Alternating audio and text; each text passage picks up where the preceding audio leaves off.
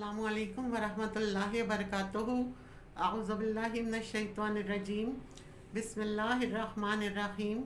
रब्बिश्रह ली सदरी व यस्सिर ली अमरी वहलुल उक़दतम मिन लिसानी यफ़क़हू क़ौली।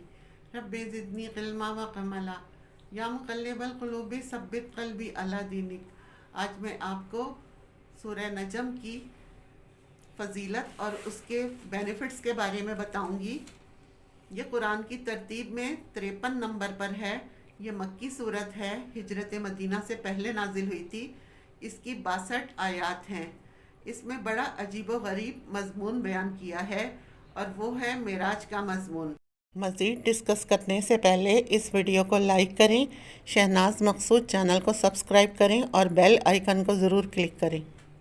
यानी इसरा और मेराज का वाक़या जो हुआ, सूरह इसरा यानी बनी इसराइल में इसकी इब्तिदाई हालात बयान हुए। इस सूरत का नाम नजम इसलिए रखा गया, नजम सितारे को कहती हैं। अल्लाह ने पहली ही आयत में इसकी कसम खाई है। मुफस्सिरीन की राय में नजम से मुराद सरकारे दो आलम सल्लल्लाहु अलैहि वसल्लम की ज़ात मुबारक है। इसमें वन नजमे इज़ा हवा के मायने हैं कि इस चमकते हुए सितारे मोहम्मद भी की कसम जब वो मेराज की रात आसमान में उतरे। और इसमें इसके बाद का मेराज का वाक़या बयान हुआ। नबी सल्लल्लाहु अलैहि वसल्लम जब आसमानों पर और आलम बाला पर गए हैं और मकाम अब्दियत पर पहुँचे हैं और अल्लाह तबारक व ताला का जो कुर्ब आपको मिला, इसका तस्करा इस सूरत में है।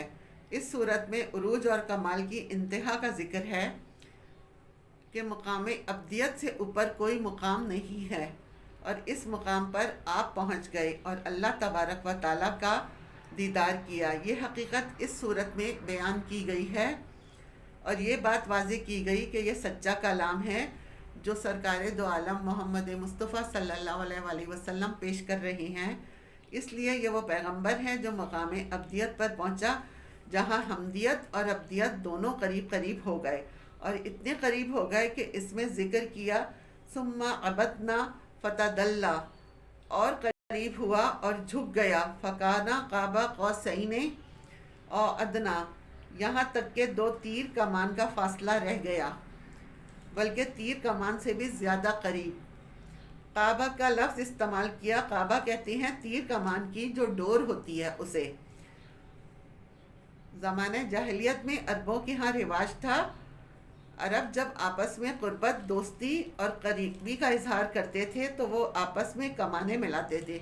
जैसे हाथ पर हाथ मारते हैं और दोस्ती का इजहार करते हैं, इसी तरह उनके यहाँ रिवाज था कि वो कमाने, वो हथियार की वो साइड की डोर जो कमान से निकल रही होती है तो डोरे में आपस में मिलाती हैं और लकड़ी का जो हिस्सा होता है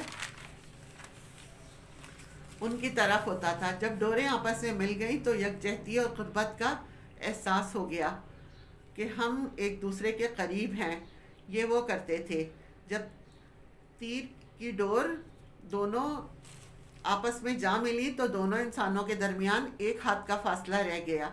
यह क़ुर्बत का इजहार किया जाता था। तो अल्लाह तबारक व ताला ने फरमाया कि नबी सल्लल्लाहु अलैहि वसल्लम जो जिन्हें मकाम अब्दियत मिला तो ये इस महबूब के इतना करीब हो गया था कि जैसे कि तीर से कमान का फासला है, बल्कि अदना, इससे भी ज़्यादा, क्योंकि आप तो हिस्सी तौर पर करीब हैं, वहाँ तो क़ल्बी तौर पर, रूहानी तौर पर और ईमानी तौर पर क़ुर्बत है जो हिस्सी क़ुव्वत से ज़्यादा बढ़ गई। इतने करीब हो गए। फिर फरमाया फ़अव्वहा इला अब्दिही मा हवा, अल्लाह ने जो वही की है वो बंदे और खुदा में क्या राज़ो नियाज हुआ, अल्लाह ने उसको डिक्लेयर नहीं किया, बस आपस में राज़ो नियाज हुआ, इतनी क़ुर्बत हुई। ये शान इसमें बयान की और कुफ़ार और मुशरिकीन को ये बताया कि ये कुरान करीम बिल्कुल सच्ची और हक़ पर किताब है और अल्लाह तबारक व ताला का ये पैगाम जो पैगंबर दे रहे हैं ये ऐसे ही नहीं दे रहे, ये तो इस अब्दियत पर होकर आई हैं। जिब्रील अमीन जो पैगाम लाता था, फरिश्ता था, वह इंसानी शक्ल में पैगाम लाता था। तुम कहते थे हमें ये क्या पता ये फरिश्ता है, لیکن اس نبی نے تو دنیا میں بھی اس کو دیکھا، اور معراج کے موقع پر اس فرشتے کو انہوں نے اپنی اصلی شکل میں دیکھا جو پورے افق پر پھیلا ہوا ہے، لہٰذا اس کی صداقت پر کوئی شبہ نہیں۔ تم اپنی فکر کر لو، قرآن کریم پر ایمان لانا ہے، اور یہ وہی جو پیغمبر لاتی ہیں یہ صحیح اور صادق ہے، اس کی اتباع کرو تو تمہاری نجات ہو جائے گی۔ جیسے ان کو اللہ کی قربت ملی ہے، اگر تم ایمان میں آ جاؤ گے تو اللہ تعالیٰ ایمانی طور پر تمہیں بھی روحانی طور پر معراج عطا فرما دیں گے۔ اور اس سفر میں نماز کی دولت عطا کی گئی، اور نماز کو خود سرکار دو عالم صلی اللہ علیہ وسلم نے المعراج المومنین فرمایا۔ نماز مومن کی معراج ہے کہ اگر ایمانی رشتہ انسان جس نے ایمان قبول کیا ہے اور اگر چاہتا ہے کہ روحانی طور پر اللہ کا وہ قرب پالے جو مجھے حصی طور پر ملا ہے، تو وہ نماز میں سجدے میں گر جائے تو اس کا سر اللہ کے قدموں میں ہوگا۔ نماز کا تحفہ معراج کے موقع پر ملا۔ اس سورت نجم کے اندر اس حقیقت کو بیان کیا گیا اور اس میں بتایا یہ کلام الہی بالکل صادق ہے اور یہ نبی بالکل سچا ہے اور وہ خدا کا دیدار کر کے آیا ہے۔ آپ صلی اللہ علیہ وسلم نے جب یہ سورت تلاوت کری تو آخر میں سجدہ فرمایا، تو کفار بھی آپ کے ساتھ سجدہ فرمانے لگے، وہ بھی سجدے میں چلے گئے۔ لوگ اتنے مدہوش ہو گئے تھے، اتنے مشغول ہو گئے تھے۔ پہلی آیت سجدہ اسی سورت میں نازل ہوئی ہے، یہ اس میں مضمون بیان کیے گئے ہیں۔ اب اس کے بینیفٹس اگر ہم دیکھیں، دشمنوں پر غلبہ حاصل کرنے کے لیے انسان روزانہ اس سورت کو ایک بار پڑھ کر دعا کرے تو دشمن اس کو کوئی نقصان نہیں پہنچا سکتا، وہ دشمنوں کے شر سے محفوظ رہے گا۔ اگر کوئی حاجت یا مسئلہ ہے اور آپ مایوس ہو گئی ہیں، اس کی برکت سے ایسے اسباب پیدا ہوں گے کہ آپ کے مسائل حل ہو جائیں گے۔ یہ ناممکن کو ممکن بنانے والی صورت ہے۔ ایک ٹائم مقرر کر کے ڈیلی 3 مرتبہ پڑھیں، کوئی ایک ٹائم مخصوص کر لیں، 41 دن تک پڑھیں، آگے پیچھے درود شریف پڑھ لیں، آپ دیکھیں گے اللہ تعالیٰ خود آپ کے کام کرانا شروع کر دیں گے۔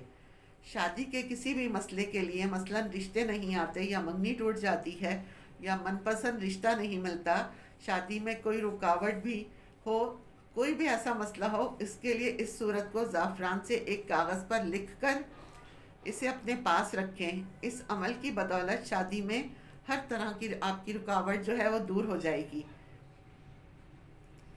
اور جلد ہی شادی ہو جائے گی۔ اگر کسی کے گھر، زمین، جائیداد وغیرہ کا مقدمہ چل رہا ہے اور وہ حق پر ہو تو اس صورت کو روزانہ پڑھنے کا معمول بنا لیں، اور جب عدالت جائے تو اسے پڑھ کر جائے، انشاءاللہ تعالیٰ فیصلہ آپ کے حق میں ہوگا۔